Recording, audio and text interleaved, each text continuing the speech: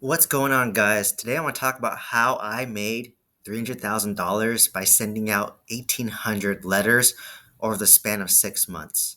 So, for some context, why I like sending out mailers is it's a way to get off market leads. And what's nice is you send the letters out to the owners, and it's up to the owners that they want to call you back. So, all you do is you send your letters out, you wait about maybe 3 to 5 days once they arrive at the home, and then you just wait for them to call you, and you just pick up your phone, check your text messages, and check your email. So it's actually pretty passive on that end, and that's what I really like about it. Versus with cold calling or cold texting. Cold calling, we get all those calls. I get a lot of those calls, and half the times it's classified as spam on your iPhone or your Samsung Galaxy. And same with cold texting. With cold texting, a lot of them are classified as spam. Technically, it's illegal to cold text somebody without consent from the person. So they will send a lot of vague messages like, hey, they don't even have your name. I'm interested in buying your property, interested in selling. So they're just trying to act as if they're, a friend that's trying to start a conversation and try to get you on the phone. So let me share how I started that direct mailing campaign. So for some background, I use PropStream for my data. So in my course, I actually show step by step on how I use PropStream to pick the best criteria to get the best types of apartment complexes and to find motivated owners and sellers.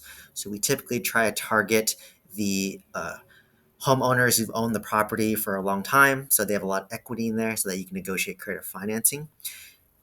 If you're interested in PropStream, check out the link down below. I have a free 7-day trial. And to outsource my lettering campaign, I use a company called Yellow Letters Complete to outsource my mailers. So the first time I tried mailing, I actually did it by myself by hand. And it took me 8 hours to prepare 300 letters to mail out. That literally took me a full Sunday. It was very tiring. My hands were hurting by the end of the day between writing everything and preparing the letters. It just wasn't worth my time. It ended up costing me, between the stamp, the printing, and the envelope, all the materials, it was around like maybe 65 cents a letter. Versus of outsourcing of Yellow Letters Complete, you're paying double, but it saves you that 8 hours of having to do everything. So that's what I kind of vouch for all my students to use is Yellow Letters Complete, and kind of the strategy that I use and I teach all my students to get the best response rates with your mailing campaign is you want to make sure you use an A2 sized envelope. So that's a invitation card size envelope because it feels like it's very personal, right? It feels like someone just sent me a thank you card, so I'm more likely to open it. And on the front side, you just want to put handwrite the owner's name and address. You want to put a live stamp on it to make it feel like more personalized once again, right? If it's pre-typed or the stamp is pre-typed, it looks like spam and people are automatically going to throw it away. But if it's handwritten, people are going to at least take a look at it more before throwing it away, or maybe they'll open it, and that's the goal, right? And once you flip the envelope over on the back side, that's where you want to put your name and your address on the back. It creates that mystique and intrigue when they don't see a sender address or name on the front. So they have to turn it over on the back. And then at that point, they'll see that, your name. Um, Typically, I recommend if you're like a doctor or a pharmacist like myself, we have a doctor. We're technically doctors. You want to put your title, right? So, Dr. Stephen Nguyen. If you're a nurse, put that you're a nurse. If you're a veteran, put that. If you have a husband or a spouse, you want to put both your names on it to make it seem like you're an everyday average family, right? To make yourself seem more relatable and that they want to work with you and you're not a big fancy corporation, right? And at this point, once they flipped it over, they notice that the envelope is not, the flap is not tucked in. So that creates more intrigue, right? Like, hey, who opened my letter? Like, why is this open? So once it creates that intrigue, and it's easy to open, right? Because it's really just tucked in. They pull out your envelope, or sorry, your letter, and on your letter, you want to give a little paragraph about yourself. Just say, hey, like for me, it'd be, hey, I'm Steven. I'm a pharmacist. I work at a hospital. I own currently 5 single-family homes, and I'm just trying to look to buy more apartment complexes like yours in order to give myself financial freedom and to help provide for my family. right? You just something very basic, like, if you have kids, a wife, a spouse, mention your kids. Like if I had two kids, I'd be like, hey, my boy John, who's 5, and my daughter Daphne, which is 7, right? Just make yourself seem very relatable. You're just a hardworking, average American trying to provide for your family, right? It's a feel good story, and people respond to it a little better. And at this point, you just kind of pitch that, hey, interested in buying your apartment complex. You can give me a call, text, email me, and I'll respond within 24 hours. So, and if you're part of my course and you join my course, and if you're interested in the course, check the link down below. I actually give out my letter template that I use, and I'll probably help you customize your paragraph to become very relatable. But on that letter, you want to put calls to actions, right? So a call to action is something that's handwritten. So that's something that you handwrite again. Like if the owner's name is John, I said, John, call me. Put my name and put my phone number. And it's handwritten. It feels like it's very intentional, right? So it creates that intrigue once again, and it's a call to action that if they went that far to open your letter, that they'll definitely call you. And then at the bottom, obviously you want to hand sign your name at the bottom to make it feel more personalized. So just by doing this method, and like I said, if you want a huge deep dive, I do have a link to Yell Letters Complete with a guy named Dave. He actually helped me set up my direct mailing campaign.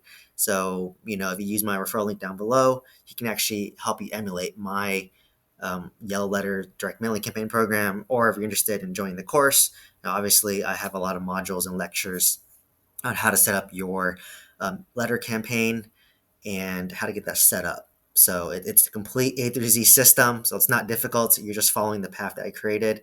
So I want to make it very easy for my students. And I believe I have a handful of my students who just started their direct mailing campaigns through Yellow Letters Complete the past week. So very, very excited to get some feedback in the different markets that they're sending it to.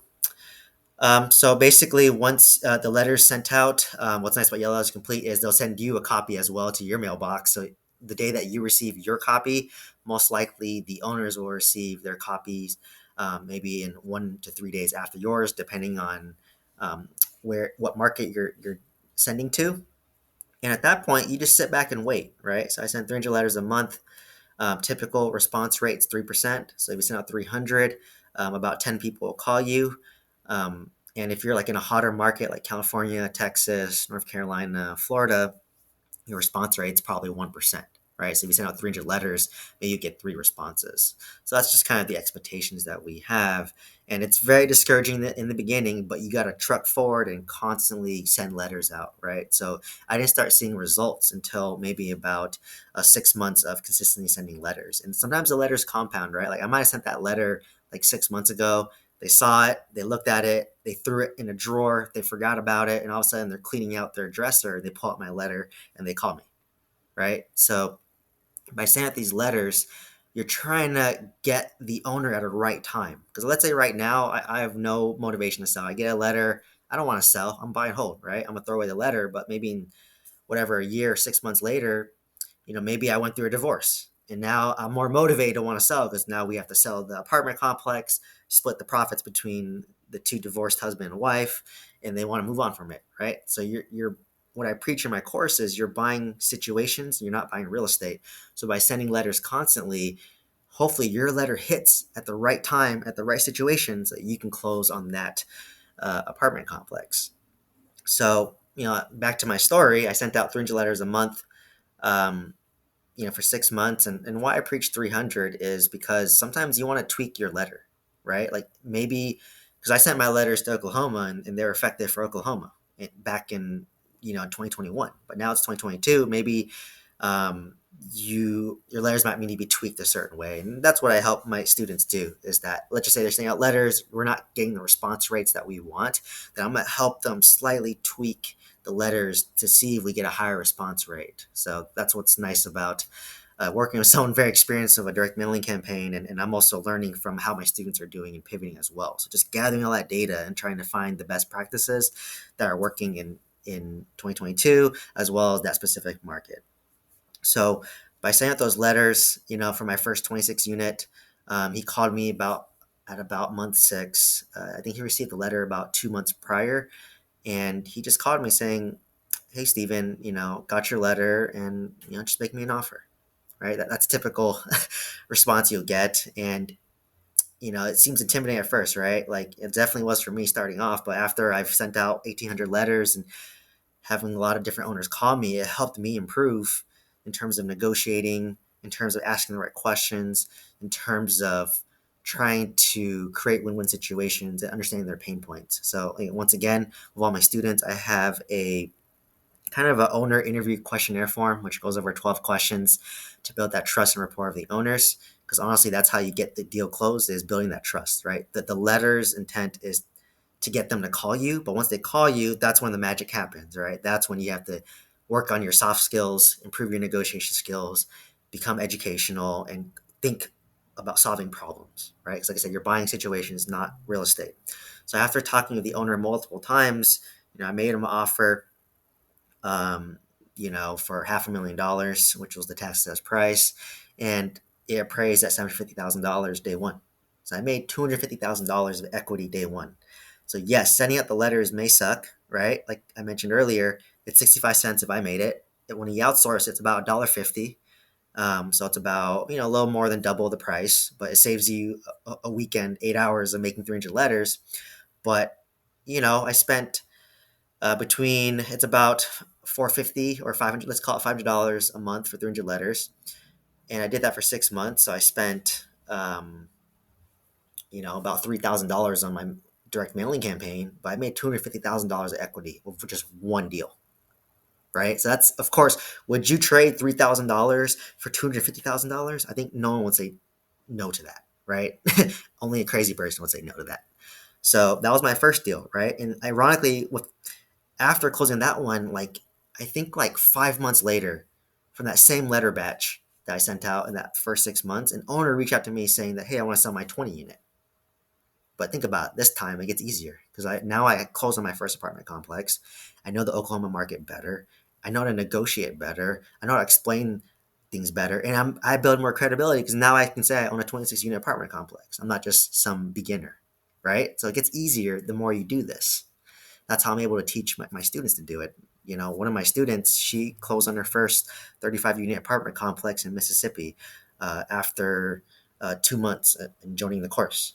Right. So she did it faster than me. It took me 6 months to do it. She did it in 2 months. And that's what I want. Right. That's what I want for my students, is to do it, to learn from me, do it faster than me, and scale beyond me. Right. That's my goal. That's what fulfills me as a coach and as an educator.